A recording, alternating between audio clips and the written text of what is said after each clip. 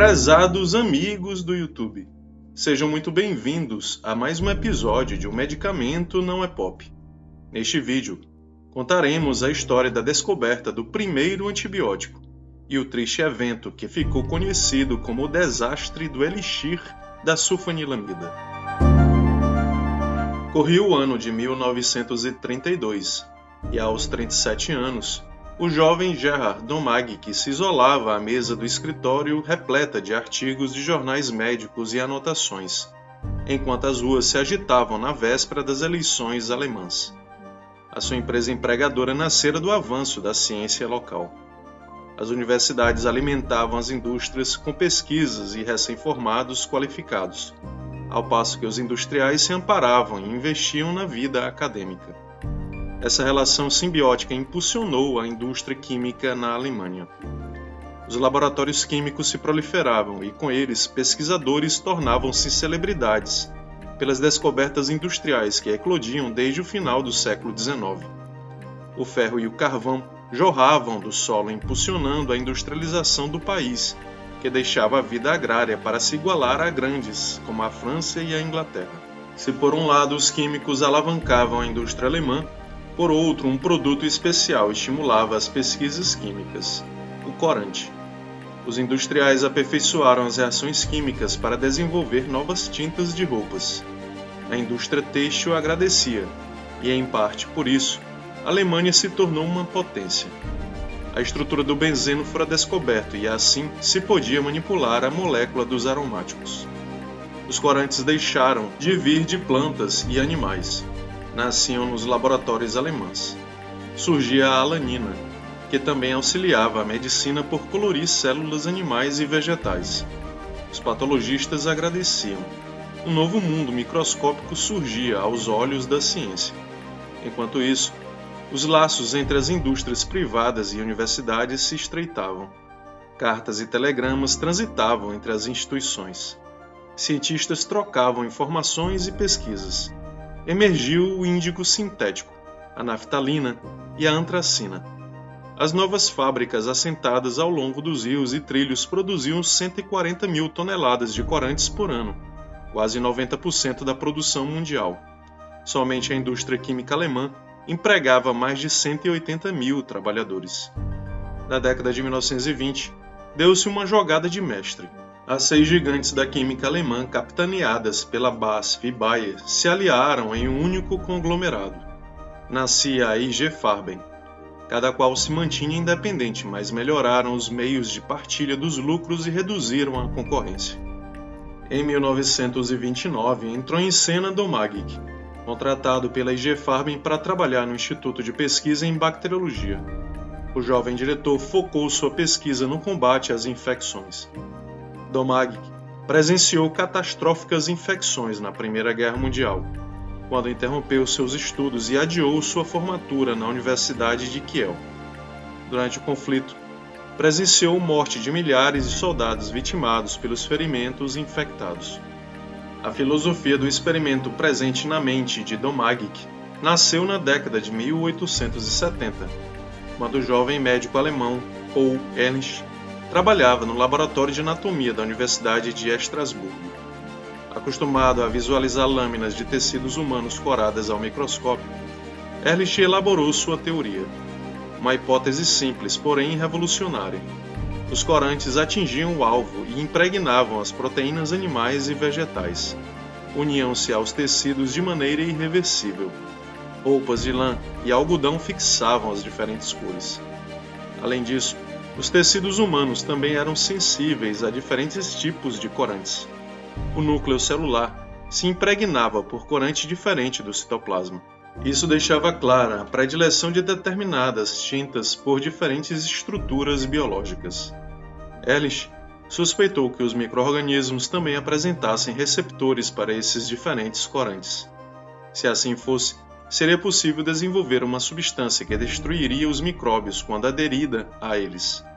Ehrlich criou sua teoria da bala mágica, uma substância direcionada a estruturas celulares de micro-organismos, ou até mesmo células cancerosas, que os aniquilasse. Nascia a ideia da quimioterapia. Seguindo o mesmo princípio, o pesquisador descobriu o tratamento da sífilis à base de arsênio. Após testemunhar diferentes soluções com diluições variadas do arsênio em coelhos infectados pela bactéria da sífilis, Ehrlich testemunhou a regressão da lesão sifilítica com o composto de número 606.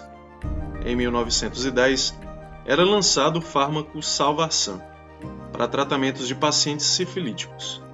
Em 5 anos, a incidência da doença despencou em 50% nos países europeus. Os efeitos colaterais de uma droga tão tóxica, porém, obrigavam as indústrias farmacêuticas a buscarem novas opções de tratamentos. O objetivo de Domagg era fruto de toda essa história. O cientista alemão tentava encontrar um corante ideal que aderisse às bactérias e as destruísse. Conseguiu, após várias tentativas, um tênue sucesso com uma substância derivada da sulfonamida. Isso foi o bastante para os animados diretores da empresa Bayer solicitarem que a IG Farben enviasse todos os corantes recém-criados ao laboratório de Domagg. Assim, em 1932, Domagg recebeu aquele líquido avermelhado batizado como Prontosil, um corante vermelho apropriado para o couro. Domagg testara o novo produto, como havia feito com inúmeros outros. Porém, este era diferente. Camundongos de seu laboratório eram retirados das gaiolas e inoculados com bactérias cultivadas em líquidos nutritivos das estufas. Os micro-organismos se multiplicariam no sangue dos animais, que inevitavelmente seguiriam a morte em 3 ou 4 dias. Porém, 12 desses animais receberam, através de tubos introduzidos no estômago, doses de Prontosil, cerca de 1 hora depois da inoculação bacteriana. Domagg, após 4 dias de observação, se surpreendeu. Os roedores que receberam Prontosil estavam saudáveis, enquanto os outros 14 sucumbiram pela proliferação bacteriana. A droga era revolucionária. Domagg descobrira finalmente a substância direcionada às bactérias tão sonhada por seu ídolo Paul Ehrlich. O trabalho de Domagg foi publicado somente em 1935, ano em que o meio científico conheceu sua grande descoberta. A notícia cruzou o Atlântico. A droga ganhou fama e sua eficácia foi alavancada quando o filho do presidente norte-americano Franklin Roosevelt curou sua tonsilite bacteriana com o Prontosil. Na mesma época, um médico londrino relatava a façanha de salvar a vida de 57 mulheres com febre puerperal após a administração dessa substância. Até então, a doença infecciosa condenava o destino das mulheres. Os laboratórios da Bayer agora produziam incansavelmente caixas de Prontosil. Porém, a patente da nova droga sofreu um nocaute pelo Instituto Pasteur em Paris. Em 1936, a IG Farben, em virtude do crescimento da aviação, fechou contrato com a cúpula nazista para a produção anual de 200 mil toneladas de combustível sintético. Nesse íntere, um de seus tentáculos, a Bayer, avistava fortuna com o lançamento do primeiro antibiótico eficaz. O Prontosil seria a galinha de ovos de ouro, se não fosse pelo Instituto Pasteur. Cientistas do Instituto Parisiense notaram algo peculiar na nova droga. O Prontosil debelava infecções bacterianas quando administrada em pacientes ou em animais de laboratório. Porém, a droga não surtia efeito se colocada em contato direto com os frascos de cultura bacteriana. As bactérias se proliferavam mesmo banhadas pelo antibiótico. Os pesquisadores deduziram que a droga, dentro do organismo, sofria a ação de enzimas que a transformavam em outra molécula, e era esta a responsável pelo efeito antibacteriano. As bancadas do laboratório francês buscaram a molécula responsável pela eficácia do Prontosil, e não demorou para encontrarem. A molécula do Prontosil era formada por 2 grandes anéis de átomos de carbono unidos por nitrogênios, pendurados em cada extremidade. Quando os cientistas quebraram a ligação do nitrogênio, separaram as 2 cadeias para dividir a molécula ao meio.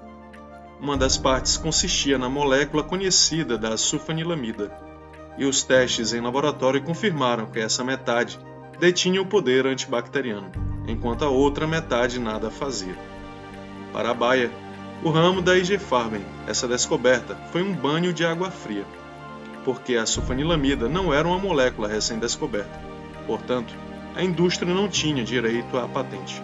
Agora, sem a patente de uma molécula descoberta há quase 3 décadas, qualquer laboratório produzia lançar novos antibióticos à base da sulfanilamida, ou mesmo desenvolver novas variações de sua estrutura, como a sulfanamida. Imediatamente, químicos ingleses e norte-americanos se lançaram ao trabalho e em pouco tempo obtiveram sucesso. No entanto, os norte-americanos pagaram um elevado preço por adentrar em um terreno desconhecido. Em setembro e outubro de 1937 foram distribuídos nos Estados Unidos cerca de 200 galões da novidade farmacêutica, elixir de sulfanilamida. Os médicos não demoraram a prescrever o novo milagre da indústria farmacêutica contra as infecções. Porém, em poucos dias, os primeiros felizardos se tornaram mártires por causa da droga revolucionária. Sua ingestão precipitou náuseas e vômitos. Muitos familiares trataram seus parentes com cuidados gerais, interpretando os sintomas como simples indisposição estomacal. Mas novos sintomas se somaram aos iniciais. Dores de cabeça e abdominais atormentavam os pacientes. Os rins paralisaram e os enfermos já internados evoluíram para convulsões e morte. Em poucos dias, passaram de 100 os óbitos causados pelo elixir da sulfanilamida, em mais de 10 estados norte-americanos. Os primeiros óbitos alardearam a opinião pública. Telegramas partiram das agências de saúde com alertas quanto ao perigo do novo elixir. Em pouco tempo, surgiram laudos investigativos da droga. Dentro de semanas, solucionou-se o mistério. A sulfanilamida, até então fornecida em comprimido ou em pó, havia sido sintetizada na forma líquida. Para isso, farmacêuticos imprudentes encontraram um excelente solvente da droga, o dietileno glicol. Até então utilizado como anticoagulante, essa substância revelou-se extremamente tóxica quando ingerida. Vítimas de envenenamento pelo mortal elixir, muitas delas crianças sendo tratadas para dores de garganta, ficaram doentes por cerca de 7 a 21 dias. Todos apresentaram sintomas semelhantes, característicos de insuficiência renal, interrupção da urina, dor abdominal intensa, náuseas, vômitos e convulsões. Todas sofreram dores intensas e inimagináveis. Na época não havia antídoto ou tratamento conhecido para o envenenamento por dietileno glicol. Em uma carta ao presidente Franklin Roosevelt, uma mulher descreveu a morte de seu filho. A primeira vez que tive que chamar um médico para Johann, ele recebeu o elixir de sulfanilamida. Tudo que nos resta é cuidar de seu pequeno túmulo. Até a memória dele está misturada com a nossa tristeza. Ainda posso vê-lo balançando para lá e para cá, e seus gritos de dor. Eu desesperadamente venho exigir que o Senhor tome medidas para impedir tais vendas de drogas, que levarão vidas, e deixar para trás tanto sofrimento. Além dela, um médico em carta declarou: ninguém além de Deus Todo-Poderoso e eu podemos saber o que passei nos últimos dias. Estou familiarizado com a morte desde que me formei em 1911. Mas perceber que 6 seres humanos, todos eles meus pacientes, um deles meu melhor amigo, estão mortos porque ingeriram um remédio que eu prescrevi, me geraram dias e noites de agonia mental e espiritual, que eu não acreditava que um ser humano poderia sofrer e sobreviver. Eu conheci horas em que a morte para mim seria um alívio bem-vindo. Em um ano, o Congresso norte-americano apertou o cerco a todo novo medicamento lançado no mercado. Antes pouco atuante, o FDA passou a exigir testes rigorosos de segurança. O acidente norte-americano não destruiu o sucesso da nova droga. Em 1938, os laboratórios do Reino Unido lançaram sua nova formulação da sulfa. A Bayer, após perder a patente de seu primeiro antibiótico, presenciou o surgimento de drogas similares. A sua perda financeira não abalou a gigante IG Farben, que enriqueceu pela colaboração com o regime nazista e se fortaleceu por causa das condutas políticas de Hitler. Estourou a Segunda Guerra Mundial, e com ela surgiu um novo e mais revolucionário medicamento até então: a penicilina.